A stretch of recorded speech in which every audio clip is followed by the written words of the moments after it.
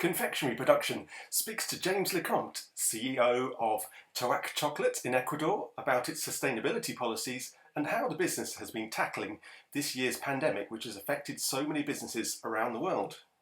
My interest in cacao and fine chocolate, I think, has been a lifelong interest. So, as a child, that was, dark chocolate was really the only treat, if you like, that was in the house when I was growing up. And so I grew, a sort of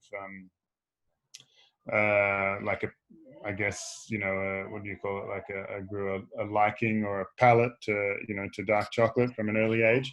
And then by coincidence, I guess, the woman I married, Rita, she's from Ecuador. And so when we used to visit Ecuador to visit Rita's family, we used to, well, my father-in-law has had a cacao farm for about 20 years. He just sold it about 2 or 3 years ago. But whenever we would travel to Ecuador, we used to try and spend time on the cacao farm. And that was a real privilege to learn, as a consumer and a lover of dark chocolate at the time, it was a real privilege to learn, where it all starts, if you like, on the farm level, and to touch and hold a cacao pod, and to taste cacao fruit and all of that sort of thing. And so I grew. I wasn't working in chocolate at the time, but I grew even more, if you like, obsessed and fascinated with this world of fine chocolate, and the special place that Ecuador holds in that sort of universe. And so I started to do a lot of research on Ecuadorian chocolate companies, and I became fascinated by Toak because of I think the magical story really that the brand really tries to tell about the history of cacao that dates back more than 5,300 years in Ecuador. This emblematic variety of chocolate, or cacao, I should say, that at one point in the late 1800s and early 1900s was considered the most coveted variety of cacao in the world by European chocolate makers and chocolatiers. And then the apparent, sort of, or the apparent loss of this, incredible heirloom variety called Ancient Nacional, and how Toak was playing a role in bringing it back to life and protecting it for future generations. And so I think that was the real thing that captivated me initially about Toak, was this real mystical and magical story.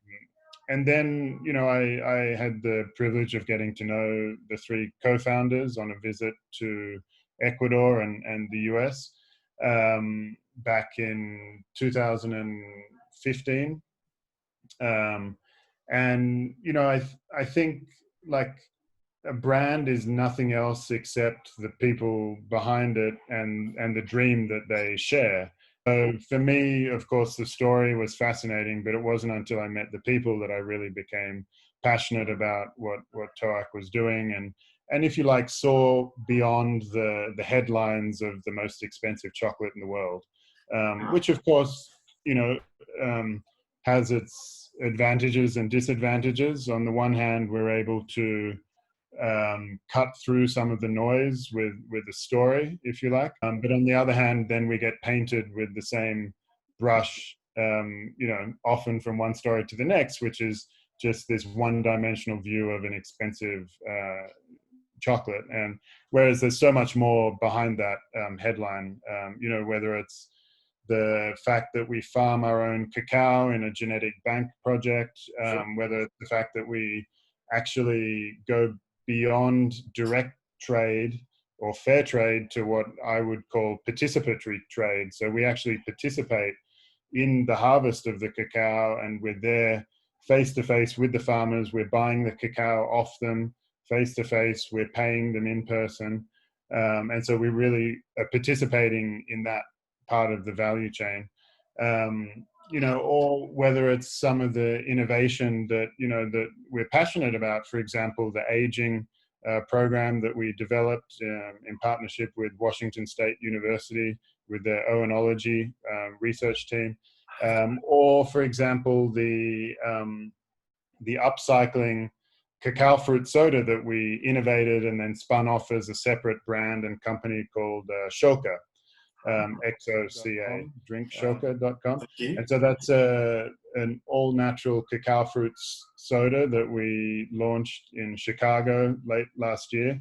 And we're really proud of that as well, because it's a way to use what's normally a discarded part of the chocolate making value chain, the cacao fruit, and we upcycle it. We buy it off the farmers, so it's additional income for the farmers, and then we upcycle it into a better for you or a healthy and functional soda. So it's something that has fantastic prebiotic and probiotic gut health properties and a lot of nutrients, as well as the theobromine energy, clean energy. So but those, there's a lot of passion behind the scenes of Toak, which is what captivated me initially and has, become really a part of my life, in terms of really, I guess, honoring this incredible plant, the cacao plant, trying to utilize it in a sustainable way, as much as, utilize as much as possible of the plant, to really support the farmers and the ecosystem. And sort of linked into that, I guess, is a subject that I've been writing a lot, and the whole industry has been very much focused on, is that of sustainable production values. And how important is that in your eyes, that you pursue that kind of framework of operating? Yeah. Well, I think for us, it's the only way of doing things. I mean, everything that we do, we look at through a sustainability lens. And we, if you like, I guess we look at it from the perspective of not being satisfied with the status quo, because there's a lot of systems and value chains in place that are tired or that are, unequal from the perspective of the farmer. And so having built really authentic relationships with cacao farmers and being cacao farmers ourselves, as well as chocolate makers, I think we have more empathy and understanding for different actors in the supply chain or the value chain. We, for example, our chocolate is certified fair trade and organic, which is great. And I know a lot of other chocolate brands offer that point of differentiation for the consumer. But we've also been involved at an industry level and really driven the development of a sustainability initiative based around traceability and supply chain transparency. And so that's the Origin technology.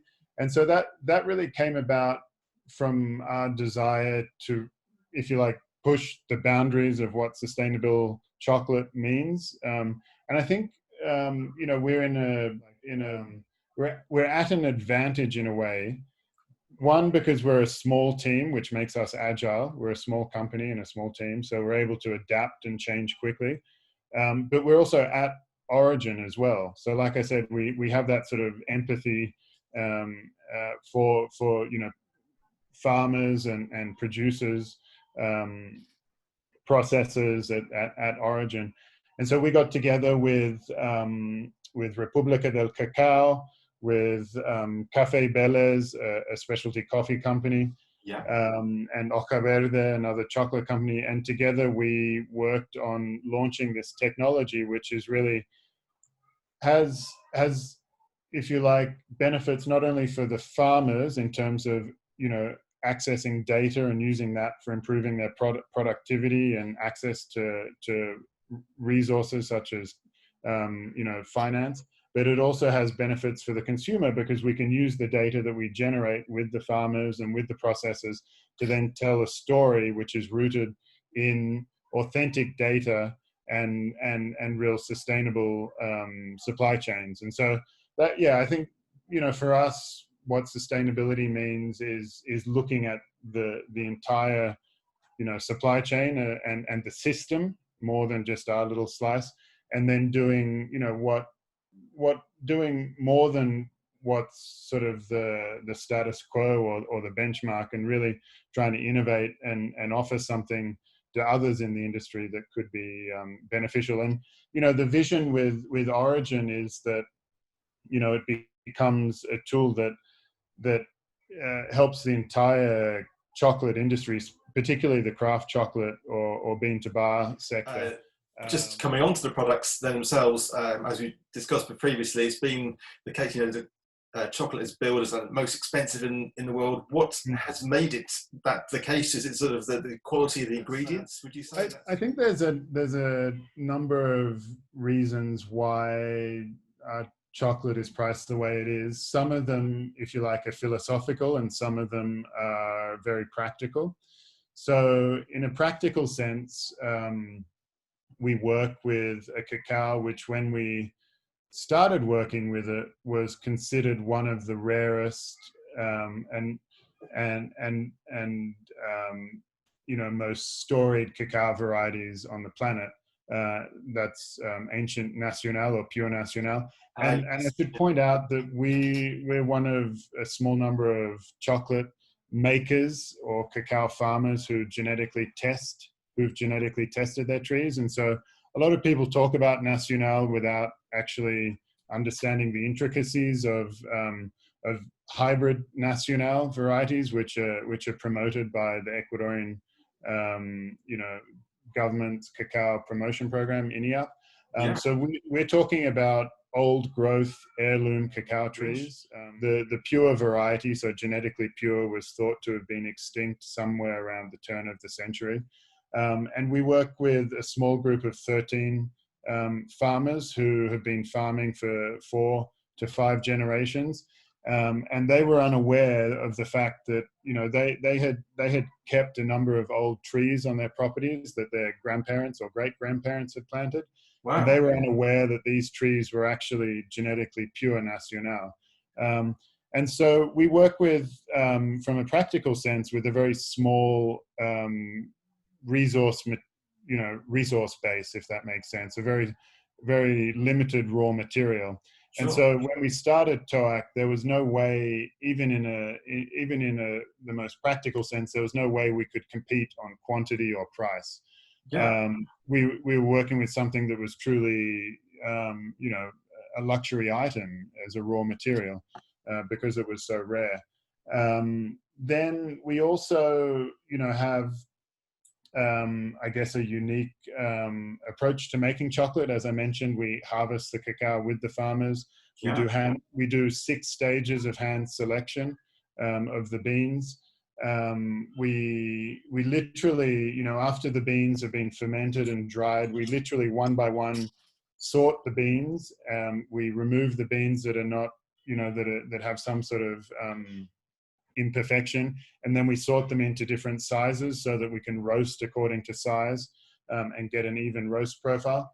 But then we also have tried to create an experience around chocolate. And so what we mean by that is we want to guide consumers on a bit of a journey, if you like, when they receive a bar of Toak chocolate. And so that starts with, the first impressions of the packaging, which is, our flagship bars, the Origin collection, come in a handcrafted wooden box, which is made by local artisans here in Quito. So that supports the local economy and supports local artisans. It's wrapped in gold foil. It comes with a set of, bamboo tasting utensils, a 60-page color book. So it really is like both a visual and a tactile experience for the consumer. It sort of primes them for getting to this very unique and special bar of chocolate. But there's also the philosophical side, which is that, why can't chocolate be considered a luxury item or a premium food in this world where we have, luxury wines and expensive cheeses and cigars and caviar and all sorts of, fancy food. Because, cacao is something that's been treasured by cultures, for more than 5,000 years. About Ecuador itself, what makes the country, a special growing territory in your eyes, would you say? Sure. I think Ecuador is such a complex and beautiful country. On the one hand, it's one of the mega diverse countries on the planet. You can drive around Ecuador in one day and be in the Amazon rainforest, the Andes mountain range at 5,000 meters of altitude, and then head down to the tropical rainforests and the coast and the Pacific Ocean, all in one day. And so it's really a spectacularly diverse ecosystem, which produces very unique terroir-driven cacao varieties. And it also sustains what we know to be a very complex plant, the cacao tree. So it has everything, in terms of environmental richness and nutrients that a cacao tree would look for to flourish. And then, what else makes Ecuador special? Well, the fact that, the oldest evidence of any domestic use of cacao is traced back to Ecuador. Of course, back then it wasn't Ecuador. It was, Yeah. it was, South America. yeah, it was South America, perhaps not even South America. But it was, a place that different cultures inhabited and had learned the benefits, the functional and the health benefits of cacao, and integrated that into their culture and society. And so we have an incredibly rich history.